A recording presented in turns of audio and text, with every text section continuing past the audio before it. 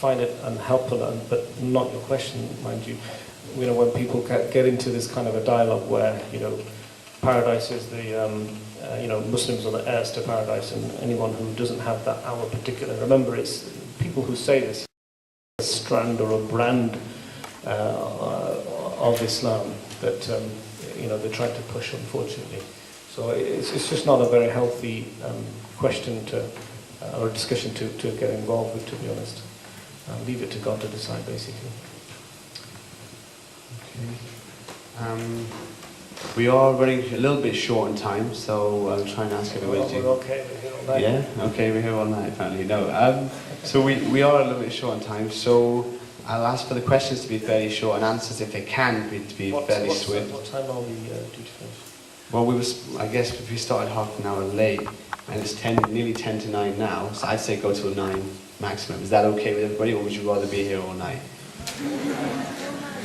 All night? Really? Okay, cool. You just explain to my boss tomorrow. We'll go until 9 for now, and then we'll assess. Is that 9 a.m. or p.m.? Well, if you guys get really restless and, you know, you just shout at me. Actually, no, don't shout at me. But yeah, I think if there's burning questions, and perhaps if I can ask questions of varying kind of, you know, we've had some of similar kind of issues, but yeah, different questions would be good. Okay. Is there? I can see some hands up. Gentleman in the red, please. Okay, thank you.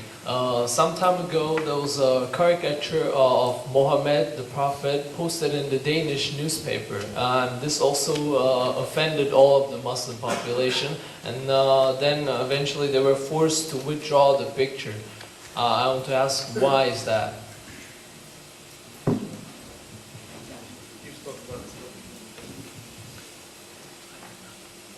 The caricature, it's not legally, Islamically, we're not asking somebody to withdraw that picture. It's a case of love. If you love somebody, you don't like and you don't want them to be mocked, not least publicly. All we wanted for the Prophet Muhammad, peace be upon him, was to be left alone and not mocked by people. It's fair enough for anybody can have an opinion on the Prophet Muhammad, peace be upon him. You have your opinion. There's no compulsion that you follow him the way I do. There's no compulsion in that. But what we're asking you, what we ask everybody, is just show that love and respect. But then that love and respect really extends for us to all of the prophets. Because the day a nation sees it fit to mock their prophets, the prophets no longer hold that value anymore. If you can have a laugh and joke about the Prophet Jesus, peace be upon him, his words are not going to be worth the same anymore. And think about the wider effects of this, right? When somebody is tainted and illustrated in a really bad way, it's something that stays with you. And what we were saying throughout was that this was unfair. This is a man that we love.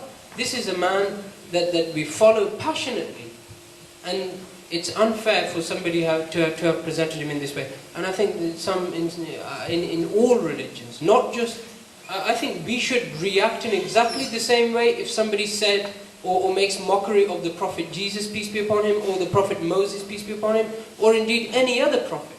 And it's hard for us to pal it, right, when people do that and nobody responds.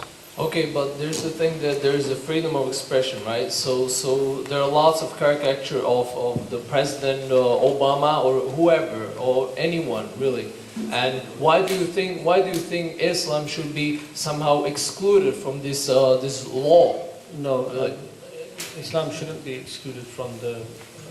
I've used, if you've heard throughout my kind of answers, the phrase of rights of freedom of expression, and that we totally accept that, but within that freedom there is responsibility.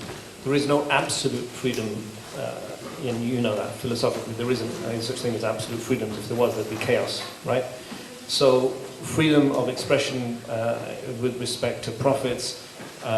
If I can just give you my personal example, and it's totally true what Mona Gul has just said there about as Muslims, and this is, I think, our own failure as Muslims, if we claim to have, as I've said throughout, this love and adherence and reverence to all of the prophets previous to the Prophet Muhammad, then when there was an opera, wasn't there, about the Prophet Jesus, and lots of Christians were in uproar about it, and they tried to get it stopped from being aired on BBC Two, I think, I can't remember the name of it, but there was an opera that was basically, Christians were outraged. Locally, as a member of the Interfaith Forum there, we put out a collective press release, and we wrote, and we did what we could in our little capacities. But unfortunately, generally speaking, globally, we don't get the same kind of uprising, and that's why Islam gets targeted, because whenever there's any kind of slight kind of disrespect or disregard shown to the Prophet Muhammad, there's uproar, and there's, embassies get burnt, and there's, all kinds of, totally unnecessary actions take place, and that gives Islam and Muslims an awful, obviously, people look at it in a very negative situation. I mean, it was quite ironic that from what I can recall, the Danish cartoons were published initially, and then the uproar didn't take place until about a year or so later, or something, because of the fact that it was released in some Arab newspaper or something like that, and we picked up on it. It was only, by that time, things had moved on, but still, and the point made earlier about the reverence and the love and the respect, it's about that. But specifically, yes, we don't see that Islam should be excluded. We would want, if we went for a blasphemy law, it would be one that would include all prophets, and that's the stance that we have. So why do you think there are such overreactions, like you said, burning of embassies and stuff like that, when somebody insults Islam? Emotions. Really, I don't think there's, when somebody would, I don't know. It's emotions. I'll tell you, I'll give you a quick example. In the classroom, right, if a child threw across the road, I mean, when I was an RE teacher in the classroom, if a white English student of mine would throw the Bible across the table, I would throw an absolute fit. Right? And if they threw the Quran across the room like that, I would also throw an absolute fit. But children amongst themselves, they didn't have that same kind of understanding. They just didn't. It's because of the reverence that people have for religious artifacts or religious people. It's because of their own standpoints. But there's that. Let's move on. I'm sorry, I just want to say one really quick thing about this. It depends where you live and how you view the world. We think in this country it's not a big deal to, for example, mock or make caricatures of our leaders and our prime ministers, and it's not a big deal. It's something that is accepted. That's for us, and for us we can perhaps even tolerate it to a point. But that doesn't mean that everybody in the world thinks like that. There are nations in this world whose mindsets are different. And for them, there are countries in the world at this moment in time where you couldn't go and speak against a leader. Because if you did, you'd get taken in for it. And so you're talking about that sort of a mindset. Just because we think that way doesn't mean others will be thinking in that same way as well. In exactly the same way that, when we go to other countries, we think that democracy should be our system. It's FPTP or nothing. That's democracy. First past the post. We have a voting system. You have a voting system in this country. It works because everybody appreciates it. You can't take a voting system to a country in the Africas, or you can't take a voting system to a country in the Asias and say that this is the policy. This is what you're going to be voting on. People don't. It does not work at all. So it's all about mindset. Posted in Denmark.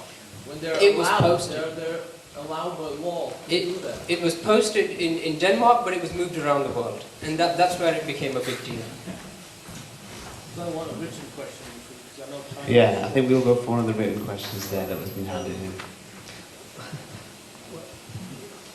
Given your knowledge of the state of Islam today, I think I'd rephrase that, given your knowledge of the state of Muslims today, because Islam as a state doesn't change, can you shed light on why Muslims will want to blow themselves and others up in the name of Allah?